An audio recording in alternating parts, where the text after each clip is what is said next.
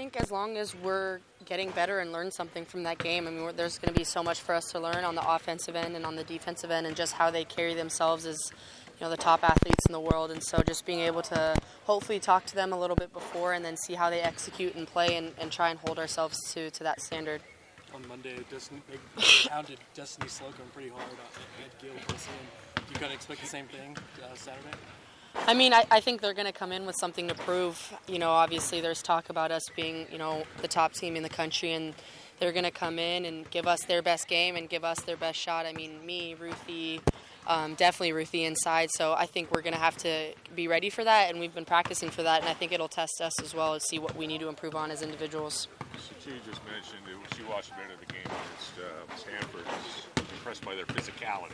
Mm-hmm. You expect a physical ball game from them, maybe more physical than what you would see in the Pac-12? For sure, and I think the refs are going to let it get a little bit physical just because of that's how they play and that's how they play internationally, and so I think we're going to have to be able to hit them with that as well, or else they're going to dominate us on that end. So we're going to have to be physical and really be able to take care of the ball. We were watching some of the games and they were scrappy and being able to poke out the ball, and so we just have to be strong with the ball and take care of it and limit our turnovers. How many of these girls and women have you played with before? In training camp, I played with a few of them. A handful of them, definitely the younger ones for sure, like Nafisa Collier, Kelsey Plum.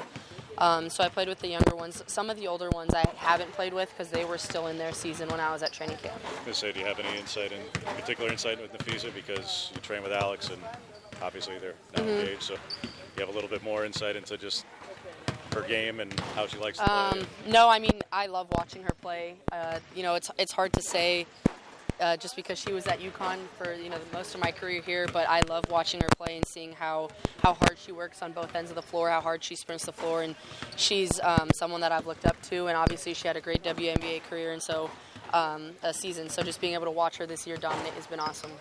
Are you going to be starstruck at all, you think? Yeah, for sure. I'm 100% going to be starstruck. Especially when some of those super Diana Taurasi come out on the floor. I'm just going to be excited that I can share the same floor with them. Sabrina, you guys are top ranked obviously because of who you return, but you've got a lot of new pieces, mignon, freshmen, transfers.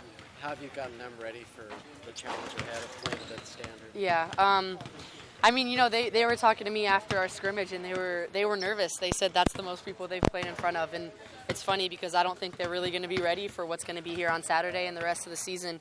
But they've played so well, this past 2 months of practice that we've had, and they've come in with a lot of experience playing internationally, and Mignon coming from her other school, that it hasn't been too much of an adjusting process for them. Obviously, our offense and what we run here, but they fit right in, and they've contributed a lot to our success this year and hopefully moving forward. Besides Mignon, who do you think can really help you guys right away? I mean, honestly, all of them. But Jazz, Holly, even Lucy on the inside, she has such a nice mid-range shot. But Jazz and Holly at the guard spot, they're really poised and hard to guard.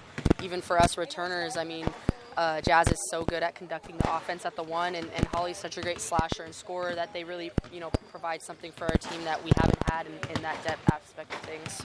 When you look at the Houston Rockets with Harden and Westbrook, who gets the ball when? How do you kind of divide up who's the point guard when with the other guard?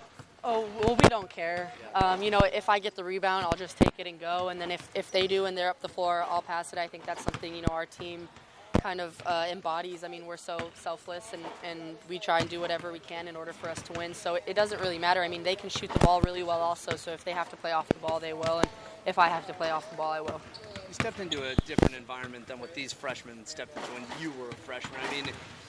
I'd imagine it might be a little bit difficult to put yourself in their shoes just because of how much this program has changed in that time. Do you find that if you do try to relate to them, it's like, wow, we were in a totally different spot when I was coming in here compared to where they are now? Yeah, no, 100%, because even when they told me that, that's the most people they've played in front of on our green and yellow scrimmage, I was like, my freshman year, this place was pretty empty. And so that gradually, started building up, and more people came over a gradual period of time, in these 4 years. So I wasn't really thrown into the fire of coming into my green and yellow scrimmage with thousands of fans watching me play, compared to high school where there was hundreds. So I definitely, can relate to them. But I think it's a learning experience for both of us. I mean, now we have so many people here, and we have to hold ourselves to a high standard, but we hold them to a high standard, and hopefully they can carry that, throughout their 4 years here.